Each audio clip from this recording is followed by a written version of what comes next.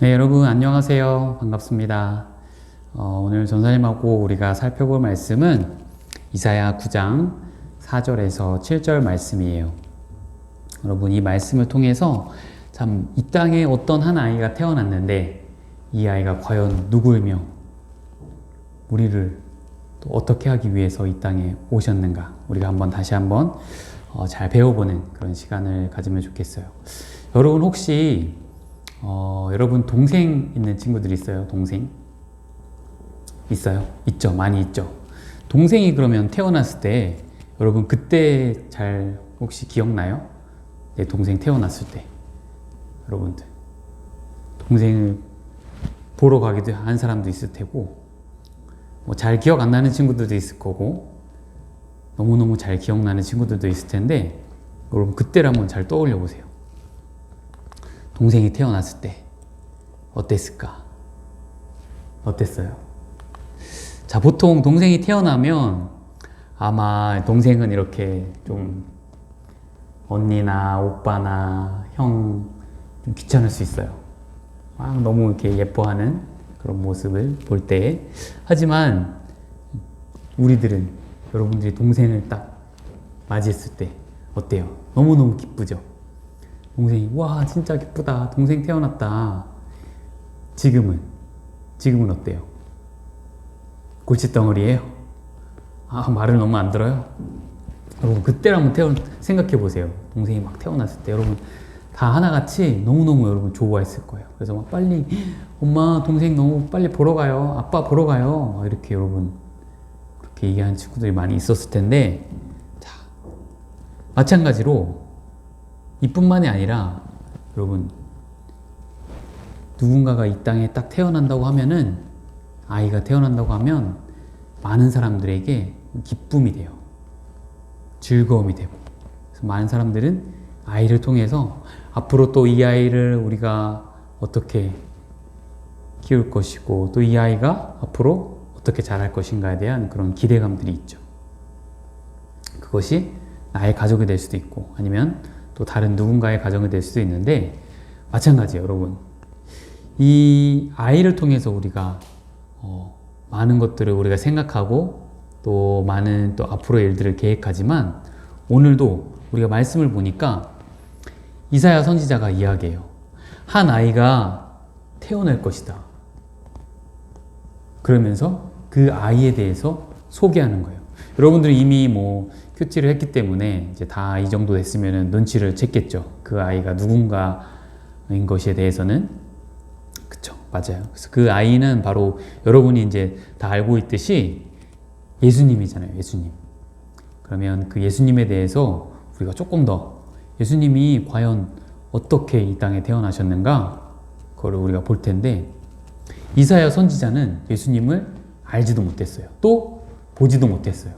예수님이 이 땅에 오시기 한참 전 여러분 700년이라고 하는 그 시간에 먼저 태어난 사람이에요. 이 이사야 선지자는.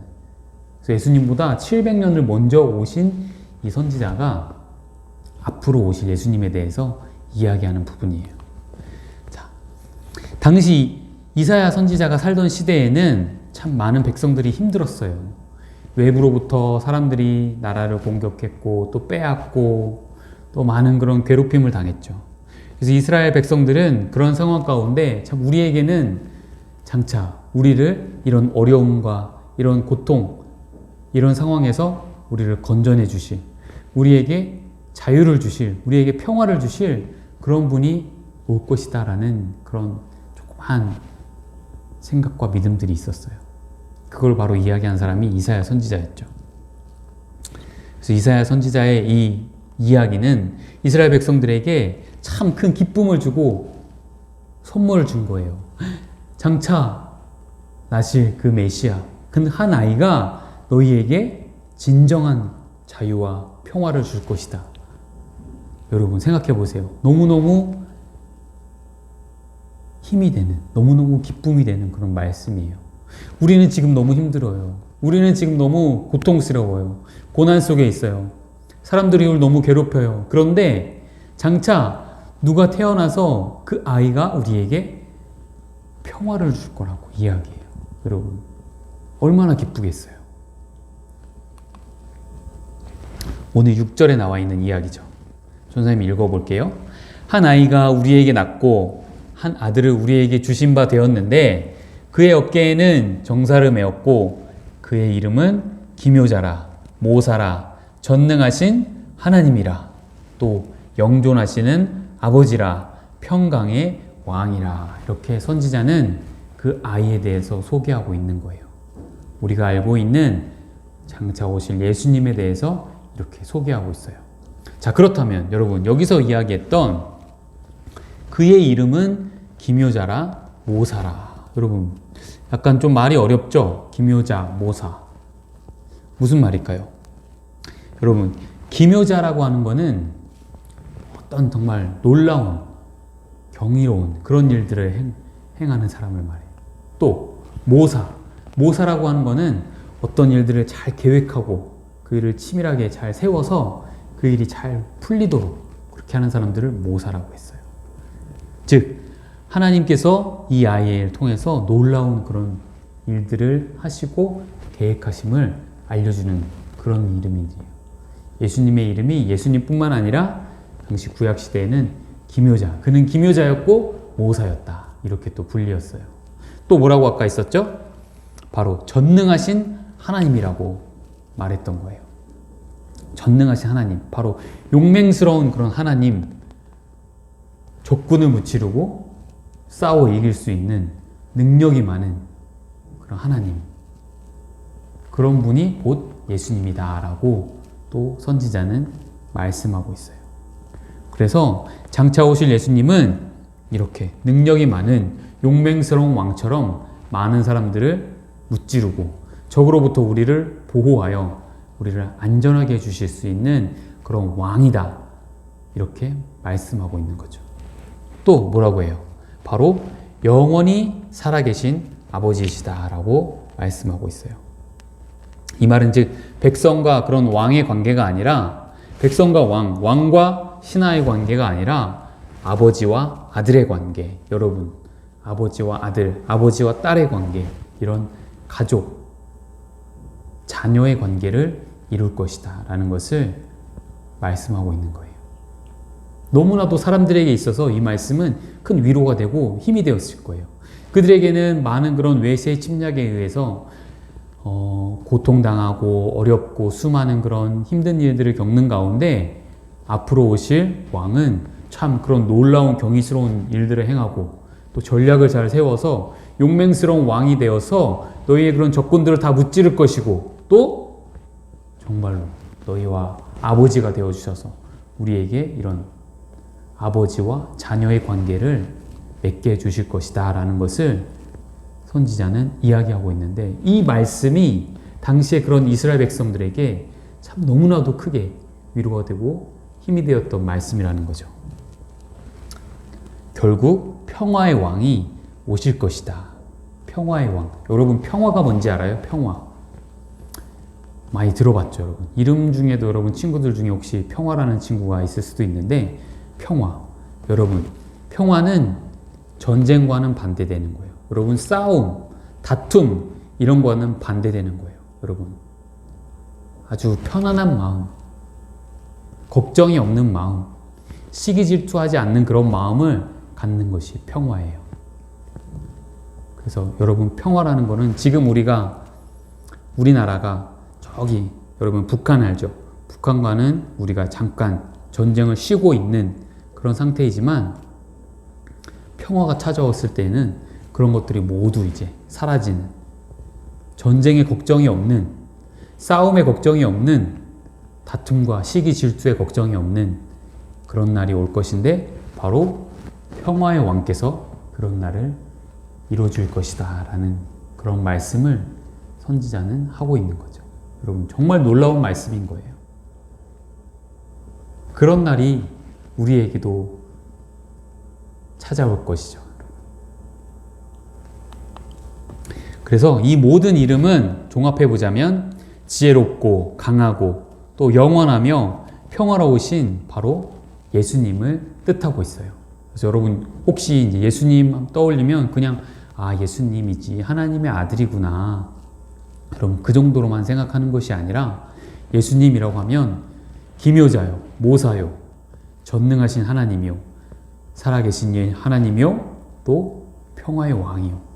여러분 이런 예수님의 이름을 통해서 그분의 위대하심, 그분의 높으심을 우리가 다시 한번 깨달을 수가 있고 그분이 다시 오시겠다고 우리에게 약속하셨기 때문에 그날에 우리가 바라볼 때 정말 평화의 왕이 오셔서 지금 이렇게 코로나 참 많은 사람들이 힘들고 어려운데 이런 모든 것들이 이제 다 끝날 것이고 참 사람들은 또 계속해서 다투기도 하고 싸우기도 하고 다른 사람을 상처 입히고 다른 사람을 때리기도 하고 이런 일들이 우리 가운데 많이 일어나는데 앞으로 그런 모든 것들이 이제 다 정리되고 우리가 오직 하나님만 노래하고 찬양하고 하나님 안에서 우리가 마음껏 자유를 누릴 수 있는 그날이 올 것임을 여러분들이 반드시 기억해야 해요. 구약시대 선지자를 통해서 이스라엘 백성들에게 이런 말씀이 있었고 이스라엘 백성들은 이 말씀을 믿고 굉장히 큰 위로와 힘을 얻었어요. 오늘날 이 말씀을 통해서 마찬가지로 우리 유년부 친구들도 다시 오실 우리 예수 그리스도 평화의 왕을 우리가 떠올리면서 지금 내가 조금 어려운 거 학교도 가지 못하고 왜 나는 이러고 있을까요? 친구들과 마음껏 놀지 못하고 왜 나는 이러고 있을까요? 여러분 그렇게 생각하는 것이 있다면 여러분 예수님이 다시 오셨을 그때 이 모든 것들이 이제 다 깨끗해질 거예요. 다 정리되고 우리는 평화의 왕 예수님과 함께 앞으로 많은 그런 영혼 속에서 여러분들 자유하고 평화를 누리며 살 것임을 분명히 말씀하고 있는 거예요. 그 말씀을 우리가 기억해 볼 때 참 여러분 예수님이 빨리 오셨으면 좋겠죠? 네, 그렇죠. 예수님이 빨리 오셔야 될 텐데 그날이 오도록 여러분 우리는 준비하는 거예요. 예수님이 오실 때까지 기도하고 또 예수님과 우리는 더 친밀하게 여러분 말씀을 보고 기도하면서 주님 안에서 여러분들 더 가까이 보내고 예수님이 오셨을 때 우리가 즐거운 마음으로 예수님을 맞이하고 예수님 오셨네요. 너무너무 많이 기다렸어요.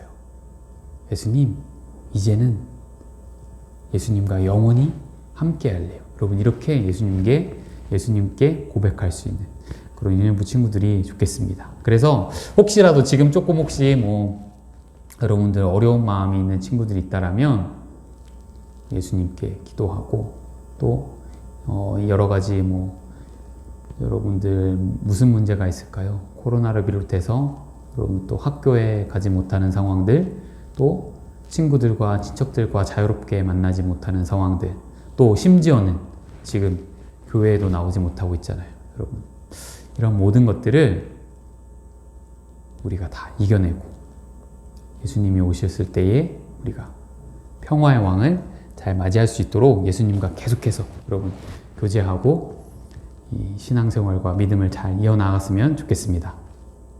알겠죠? 그러면 조사님이 기도할게요. 자, 우리 눈 감고 손 모으고 함께 기도하겠습니다. 하나님, 오늘은 특별히 또 이사야 말씀을 통해서 참 구약시대에 이스라엘 백성들에게 참 많은 그런 어려움과 괴로움과 또 힘든 그런 순간에 이사야 선지자가 참 말씀을 통해서 그들에게 장차 다가올 메시아 예수 그리스도에 대해서 알려주는 그런 선포의 내용을 또 우리가 보았습니다.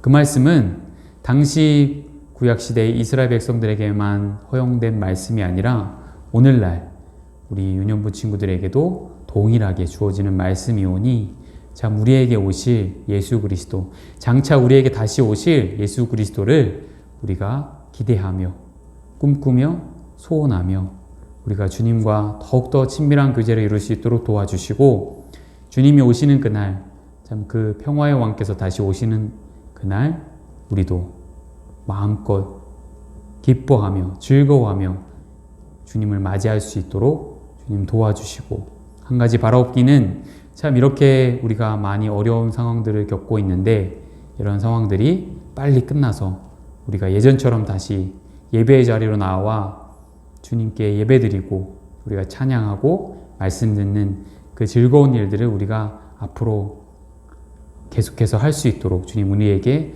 은혜를 베풀어 주시옵소서.